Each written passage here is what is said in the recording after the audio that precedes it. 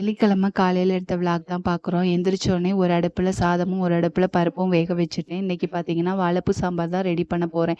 இந்த வாரம் சந்தைக்கு போகாததுனால வெஜிடபிள்ஸ் எதுவுமே இல்ல. சரி வாழைப்பூ இருந்துச்சா, அத வச்சு ரெடி பண்ணிக்கலான்ட்டு, முதன நாள் நைட்டே பார்த்தீங்கன்னா, வாழைப்பூவ கிளீன் பண்ணி வச்சுட்டேன். வாழைப்பூ வந்து எனக்கு ரொம்ப பிடிக்கும். ஆனா, அது கிளீன் பண்ற ப்ராசஸ் மட்டும் எனக்கு பிடிக்கவே பிடிக்காது.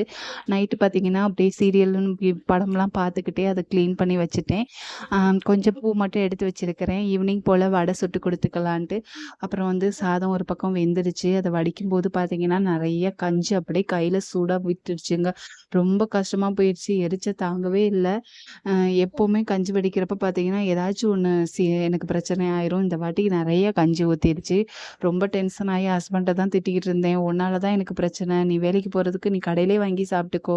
என்னை ஏன் டார்ச்சர் பண்ற? நான் இனிமேல் சமைக்கவே மாட்டேன்" அப்படின்னு சண்டை போட்டுக்கிட்டு இருந்தேன். ஆனா அப்படிதான் சொல்லுவேன். ஆனா மறுபடியும் ஏதோ ஒண்ணு என்னால முடிஞ்சத காலையில சிம்பிளா சமைச்சு குடுத்து விட்டுருவேன். நம்ம சேனல நெறையா பேர் சப்ஸ்கிரைப் பண்ணாமலே பார்க்குறீங்க. ப்ளீஸ் சப்ஸ்கிரைப் பண்ணிக்கோங்க. எனக்கு ரொம்ப மோட்டிவா இருக்கும்.